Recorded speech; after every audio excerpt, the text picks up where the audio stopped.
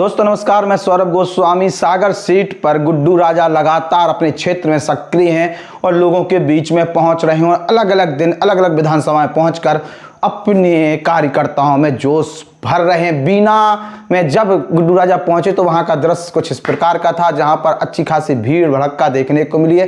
कार्यकर्ता उत्साह में और लोगों से भी जनसंपर्क कहीं ना कहीं गुड्डू राजा का आरंभ हो चुका है और जबरदस्त भीड़ गुड्डू राजा के कार्यक्रम में देखने को मिली। बीना विधानसभा में कांग्रेस का विधायक है और लगभग एक लंबे कार्यकाल के बाद कांग्रेस वहां से जीती है, तो एक परिवर्तन की लहर कांग्रेस में भी कहीं ना कहीं देखने को मिली है। और वो लहर जो बीना ने आहट दी है वो क्या सागर में परिवर्तन हो पाएगा, इस पर भी लोग अब चर्चा कर रहे हैं। क्योंकि बीना में जो किया गया है संगठन काफी मजबूत है और बीना एक ऐसा क्षेत्र है, ऐसी विधानसभा है जहां कांग्रेसियों को तोड़ने में बीजेपी वालों के पसीने निकल गए लेकिन तोड़ नहीं पाए हैं। मध्य प्रदेश में जितने कांग्रेसी इस समय कांग्रेस में हैं वो इतनी बड़ी जंग लड़ चुके हैं, इतने मजबूत हो गए हैं कि अब उनको ये डर नहीं लगता कि बीजेपी वाले हमारे साथ क्या करेंगे। तो एक कहेंगी घमासान सागर सीट पर होने वाला है। मोदी रथ पर सवार होकर मोदी मोदी की माला जबकि बीजेपी वाले मोदी के नाम पर वोट मांग रहे हैं। जन समस्याएं जो परेशानियां उस पर कोई चर्चा नहीं हो रही है। खासतौर से बीना जिला कब बनेगा, कल्पना करिए जिस बीना विधानसभा से लगातार विधायक चुन के आता हो, जिस सागर सीट पर लगातार विधायक बीजेपी का रहा हो, जहां सांसद बीजेपी का रहा हो, मैक्सिमम सीटें बीजेपी की हो, वहां बीना को जिला बनाने को लेकर अभी तक कोई ज्यादा बड़ी प्रक्रिया सामने नहीं आई है। अभी जो विधायक हैं बीना से कांग्रेस के, उन्होंने विधानसभा में इसको मुद्दा भी बनाया था, बात भी रखी थी। अब वो सरकार वहां की कह रही थी कि हाँ थोड़ी कोशिश करते हैं, देखते हैं क्या प्रक्रिया है, क्या चीजें लटकी हैं। वो मुख्यमंत्री शिवराज सिंह चौहान जिन्होंने सबसे ज्यादा जिले बनाए हैं और रेवड़ी सी बांटी है जिले के नाम पर चुनाव के पहले, वो बीना जैसी क्षेत्र की एक डेवलप सीट जिसे हम कहते हैं मेन लाइन पर है, उसको जिला नहीं बना पाए। तो आप कोशिश करिए कि राजनीति किस तरीके से काम करती है। सोचिए कि जहां से विधायक चुन के आ रहे हैं वहां नहीं बना रहे, जितना विधायक हार गया होता है चर्चा। तो बीना के लोगों ने बता दी कि भैया आप बीजेपी नहीं आए, जिला दो। तो जब सोचिए पिछोर में शिवराज सिंह चौहान, सिंधिया और प्रीतम लोधी आए, इन सिंधिया के सामने चर्चा भई।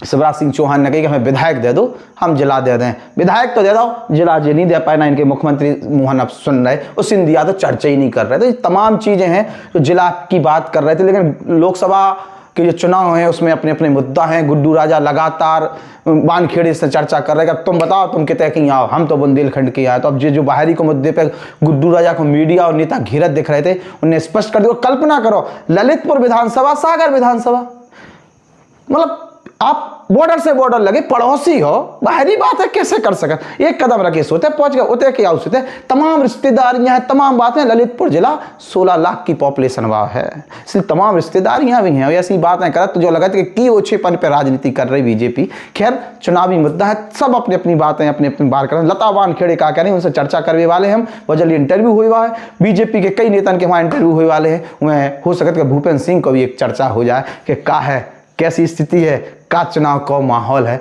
गोविंद सिंह से भी हम चर्चा करने को प्रयास कर रहे हैं कि बता राजा साहब बताओ क्या स्थिति है, कैसे कैसे हारत जीत गए और सिंधिया के सहारे कैसे मंत्री बन गए, इस पे भी चर्चा हुई है। सवाल जो दिमाग में है उस पर चर्चा तो हम करें, क्या कि अपन जो मन में है वो पूछें जरूर। अब देखते हैं किस प्रकार की चुनावी स्थितियां बनती हैं। सागर में कांग्रेस की उपस्थिति अच्छी खासी है, कार्यकर्ता पूरे उत्साह में है और लगातार जो गुड्डू राजा की 7-8 महीना की मेहनत है, जो उनको विश्वास भरोसा है तो कांग्रेसियों पर, उस विश्वास भरोसे के साथ कांग्रेसी आगे बढ़ रहा है और पूरी दमखम के साथ कांग्रेस चुनावी मैदान में। और जो गढ़ माने जाओ सागर, अब की दार स्थिति कछु दूसरी हो सकती है। बीजेपी के नेताओं की धड़कन तो तेज है, तमाम नेता आ रहे और वे जो व्यवस्थित चुनाव रैलियों में आउट है व्यवस्था करके वे सब आ रहे, बाकी जनता दूर बैठी और सुन नहीं कि तुम क्या कर रहे। मोदी 400 पार, अब बीजेपी पार 400 पार की तो बात नहीं हो रही, मोदी 400 पार कैसे हो, जो देखे वाली बात हुई है। 400 पार हो तन दिख नहीं रहो, लेकिन अब लोग कह रहे तो अपन सुन रहे, चर्चा हो रही। और 400 पार को नारा शायद ई के लाए दाओ तो उनकी जान ही पूछो कि सरकार बन रही कि नहीं बन रही। इसलिए 400 पार के नारे के सहारे बीजेपी तमाम जगह पर्दा डाल है और हम उस पर चर्चा लगातार करते। तो सागर गुना, झांसी, ये 3 लोकसभा पे हमारा लगातार मूवमेंट है। 2-2 दिन को कार्यक्रम है, लगातार पहुंचे, नितन से पहुंचे। और एक लोकसभा में 50 चौपाल है, 25 कांग्रेसी, 25 बीजेपी और 10-12 इंटरव्यू, इन सब जितने वीडियोस आप लोगों के बीच में आए और घर घर बुलंद बुंदेलखंड पहुंचे, ऐसी हमें आशा है। निष्पक्षता के साथ जो भी मुद्दा बने, चाहे कांग्रेस के हो चाहे बीजेपी के, सब चर्चा जरूर करें। नमस्कार।